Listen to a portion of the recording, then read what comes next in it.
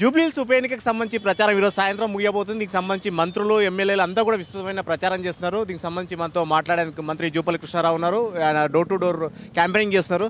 Sir ఎట్లా ఉంది sir Jubilee Hills ఉప ఎన్నికకు సంబంధించి ప్రచారం ఈరోజు సాయంత్రం ముగుస్తుంది. ఈ ప్రచారం దాదాపు వారం 10 రోజులుగా విస్తృతంగా చేశారు. జనం నుంచి ఎట్లా రెస్పాన్స్ వస్తుంది, ఏ విధంగా అనిపిస్తుంది? బ్రహ్మాండంగా ఉంది. ప్రజల నుంచి కూడా స్పందన బాగా ఉంది.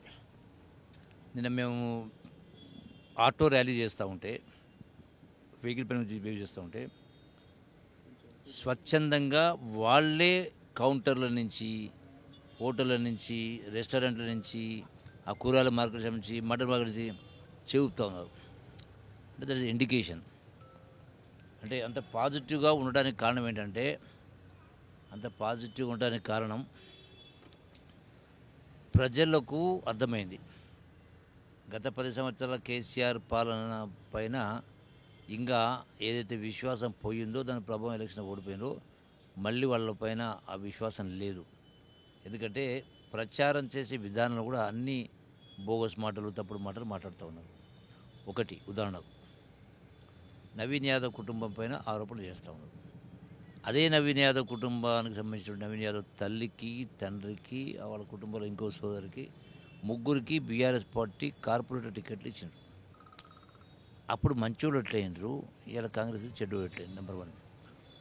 కేటీఆర్ చదివింది బీటెక్కే, నవీన్ యాదవ్ చదివింది కూడా బీఆర్కే, సేమ్ కేటగిరీ, అంటే ఇంజనీరింగ్ కేటగిరీ. రెండవది వాళ్ళు ఏంటంటే ప్రజలు గతంలో 3 పర్యాయాలు వాళ్ళ అభ్యర్థులు ఇక్కడ ఎమ్మెల్యేలు ఉన్నారు.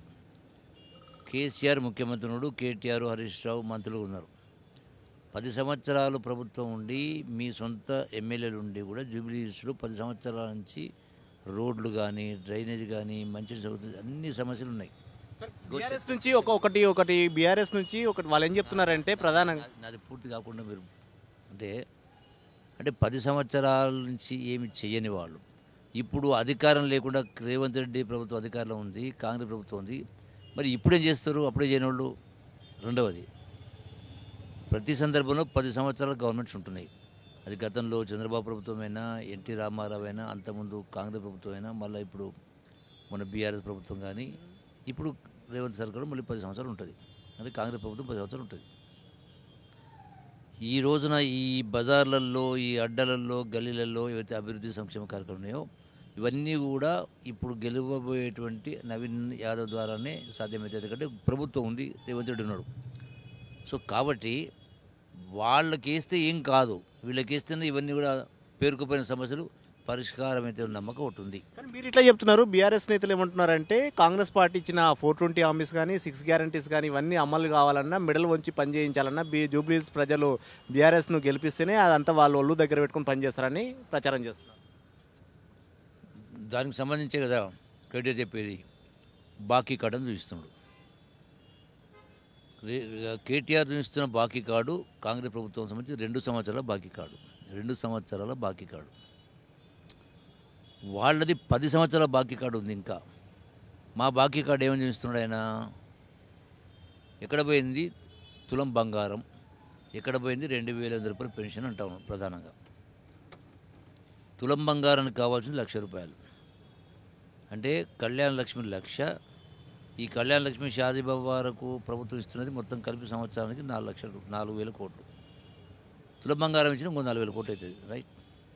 2,500 రూపాయల పెన్షన్కు ఒక 10,000 కోట్లు అవుతా ఉంది, ఇంకో 10,000 కోట్లు కావచ్చు. అంటే మొత్తం కలిపితే వాళ్ళు చెప్పిన అన్ని బాకీ కార్డ్స్ అన్నీ చెప్తే కూడా అన్ని కలిపి కూడా 20,000 కోట్లు కావు. మరి మీరు 10 సంవత్సరాల్లో చేసిన అప్పుకు, 8 లక్షల కోట్ల అప్పుకు 75,000 కోట్ల రూపాయల సంవత్సరానికి ఈ ప్రభుత్వం రేవంత్ సర్కారు వడ్డీ కట్టిందా కట్టలేదా? 2 సంవత్సరాలకు 1,50,000 కోట్ల రూపాయలు వడ్డీ కట్టిందా కట్టలేదా? అంటే 2 సంవత్సరాలను 1,50,000 కోట్ల వడ్డీ కట్టింది మీరు చేసినటువంటి అప్పుకు. కల్వకుంట్ల చంద్రశేఖరరావు ముఖ్యమంత్రి అయిన రోజున ఎంత ఉండే అప్పు? 64,000 కోట్లు. ఇప్పుడు ఎంత ఉంది అప్పు? 8 లక్షల కోట్ల అప్పు. అప్పుడు ఎంత వడ్డీ కడతా ఉంటుంది? అంటే టోటల్గా అప్పుడు కడుతున్న వడ్డీ సుమారుగా 6,500 కోట్లు సంవత్సరానికి. ఇప్పుడు ఎంత కడతా ఉన్నాం? 6,500 కోట్లు నెలకు కడతా ఉన్నాం. అంటే మీరు చెప్పిన బాకీ అవుతుందో మొత్తం తిప్పి కొట్టి 20,000 కోట్లే కదా మేము కట్టిన, మీరు చేసిన బాకీ కొట్టి మీరు 70,000 కోట్లు కట్టినాం కదా. మరి మీరు 10 సంవత్సరాల బాకీ కాడు ఇన్ని 8 లక్షల కోట్లు అప్పు చేసి కూడా, అధికారం ఉండి కూడా, ధనిక రాష్ట్రం మీకు అప్పు చెప్తే కూడా, మీరు 10 ఏళ్ల కింద చెప్పినటువంటి దళితులకు 3 ఎకరాల భూమి ఇచ్చిండ్రా, నిరుద్యోగ యువకులకు 3,000 రూపాయలు నిరుద్యోగ వృత్తి ఇచ్చిండ్రా, అట్లాగే డబుల్ బెడ్రూమ్ కట్టిస్తాను అందరికీ కట్టించిండ్రా అన్నప్పుడు మీ బాకీ 10 సంవత్సరాలది ఇన్ని ఉండి మీరు చేయలే. ఇవన్నీ ఏవి లేకపోయినా మేము చెప్పిన 6 గ్యారెంటీలో మహిళలకు ఆర్టీసీ బస్సు, అట్లాగే రేషన్ కార్డు, సన్న బియ్యం, 500 గ్యాస్ సిలిండరు, 200 కరెంటు యూనిటు, 2 లక్షల కోట్ల రైతు రుణమాఫీ, దాంతోపాటుగా సన్న వడ్లకు 500 బోనస్సు, అట్లాగే ఇంటిగ్రేటెడ్ స్కూల్స్ 20,000 కోట్ల రూపాయలతో ఇంటిగ్రేటెడ్ స్కూల్స్, ఇప్పుడు నా ఇందిరమ్మ ఇల్లు. మరి ఇవన్నీ మేము 2 ఏళ్ళు చేసినాం, ఇంకా 3 ఏళ్ళు మాకు చేసే అవకాశం ఉంది. కానీ మీరు చెప్పినటువంటి హామీలు మీకు చేయడానికి అవకాశం లేదు, రాదు కూడా. సార్ వాళ్ళు ఏమంటున్నారంటే కాంగ్రెస్ పార్టీకి వ్యతిరేక పవనాలు వీస్తున్నందుకే సీఎంతో సహా మంత్రులంతా డివిజన్లకు ఒక్కొక్క డివిజన్కి ఇద్దరేసి మంత్రులు, 35 మంది ఎమ్మెల్యేలు, కార్పొరేషన్ చైర్మన్లు ఇదంతా కూడా వీళ్ళు గల్లీ గల్లీ తిరుగుతున్నారు, వ్యతిరేక పవనాలు ఉన్నందు వల్లే సర్వేలు కూడా కాంగ్రెస్ పార్టీకి వ్యతిరేకంగా చూపిస్తున్నాయని అంటున్నారు. కేసీఆర్ హయాంలో ఉప ఎన్నికలు వచ్చినప్పుడు అది మునుగోడు కావచ్చు, ఇంకోటి ఏంది హుజూరాబాద్ కావచ్చు, అప్పుడు కేసీఆర్ ఏం చేసిండు? అందరి మంత్రులు పంపలేదా, అందరి ఎమ్మెల్యే పంపలేదా, రాష్ట్రంలో అందరూ పిలిపించలేడా, పోలేదా? ఉప ఎన్నిక వచ్చింది కాబట్టి పొలిటికల్గా పార్టీ ప్రజలకు ఎక్కువ మంది చెప్పుకోవాలి, చెప్తారు, దాని తప్పేముంది? వాళ్ళు చేయలేదా? ఇప్పుడు చేస్తలేరా వాళ్ళు? ఇప్పుడు వాళ్ళకి సంబంధించిన ఎమ్మెల్యేలు లేదు, తిరుగుతలేరా? పార్టీ కాడ తిరుగుతలేదా? అది ఇష్యూ, మాట్లాడే అంశమా? ప్రజలకు మీరేం చేసిండ్రు, మేమేం చేసినాం, మేము ఏం చేయబోతా ఉన్నాం, మీరు ఏం చెప్పినా ఏం చేయలేదు ప్రధాన అంశం. దీన్ని వదిలేసి మీరు ఈ బాకా ఉదయ పత్రిక ద్వారా మీరు సంపాదించిన అక్రమ సంపాదనతోటి సోషల్ మీడియాను పోషించే కార్యక్రమం చేస్తూ ఉన్నది లేనట్టుగా లేని ఉన్నట్టుగా ప్రచారం చేస్తారా మీరు?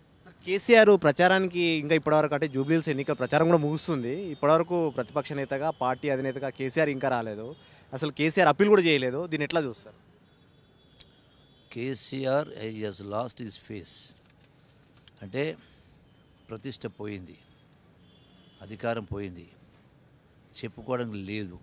ఇప్పుడు నేను ఒకటే అడుగుతున్నాను, గొప్పగా దేశానికే ఆదర్శంగా పరిపాలించిన అని చెప్పుకున్న కేసీఆర్ ఇప్పుడు నేను చెప్పిన లెక్కలు తప్ప 65,000 కోట్ల అప్పు 8 లక్షల కోట్లు అయిందా కాలేదా? 6,000 కోట్ల వడ్డీకి ఈనాడు 75,000 కోట్ల వడ్డీ కడుతున్నామా కడతలేమా? మరి ఎక్కువ గొప్ప పరిపాలన అవుతుంది? ఎట్లా గొప్ప పరిపాలన అవుతుంది? ఏ ముఖం పెట్టుకుని అడుగుతాడు? ఇప్పుడు 2023 ఎన్నికలప్పుడు కూడా అధికారం నుండి కేసీఆర్ కానీ కేటీఆర్ కానీ అశోక్ కానీ అప్పుడు వాళ్ళు ఏం చెప్పిన మా సర్వేలు మొత్తం మేము 100 సీట్లు గెలుస్తున్నాం, అది కారు 16 ఎంపీలు అన్నాడు. ఏమైంది? ఒకటనే వచ్చిందా? సో 100 సీట్లు వస్తాయండి, 100 సీట్లు వచ్చినాయా? ఏమైంది? ఫైనల్గా చెప్పండి, జూబ్లీహిల్స్ ఉప ఎన్నికల్లో కాంగ్రెస్ పార్టీ అభ్యర్థి నవీన్ యాదవ్ ఎంత మెజార్టీతో గెలిచే అవకాశం ఉంటుంది? దాన్ని మేము ఎక్స్పెక్టేషన్ చేస్తున్నాం, ఎందుకంటే ఎల్లుండే ఓటింగ్ ఉంటుంది. ఎంత మెజార్టీ ఎంత మీద ఎక్స్పెక్ట్ చేస్తున్నాను? డెఫినెట్గా పెద్ద మెజార్టీ ఉంటుంది, డెఫినెట్గా పెద్ద మెజార్టీ ఉంటుంది. మా ఎర్రగడ్డ డివిజన్లోనే 10,000 మెజార్టీ పైన వస్తుంది, 10,000 పైన మెజార్టీ వస్తుంది ఎర్రగడ్డ డివిజన్. దాన్ని బట్టి మీరు అంచనా వేసుకోవచ్చు. ఒక్క డివిజన్లోనే 10,000 మెజార్టీ వస్తుందంటే దాన్ని బట్టి ఇంకెంత మెజార్టీ వస్తుంది మీరు అంచనా వేసుకోవచ్చు. Thank you. రైట్, ఇది మొత్తం మీద జూబ్లీహిల్స్ ఉప ఎన్నికగా ఫైనల్ స్టేజ్కి వచ్చింది. మంత్రులంతా కూడా విస్తృతంగా ప్రతి ఓటర్ను తట్టేందుకు కూడా గడప గడప కూడా ప్రచారం చేస్తున్న పరిస్థితి. మంత్రి జూపల్లి కృష్ణారావు కూడా ఎర్రగడ్డ డివిజన్లో విస్తృతంగా పర్యటన చేస్తున్నారు. మరి కాసేపట్లో ప్రచారం ముగిన నేపథ్యంలో ఖచ్చితంగా కాంగ్రెస్ పార్టీ అభ్యర్థి గెలుపు పైన ధీమా వ్యక్తం చేస్తున్న పరిస్థితి. కతిరాజుతో ప్రతాప్, ఎన్టీవీ, ఎర్రగడ్డ నుంచి.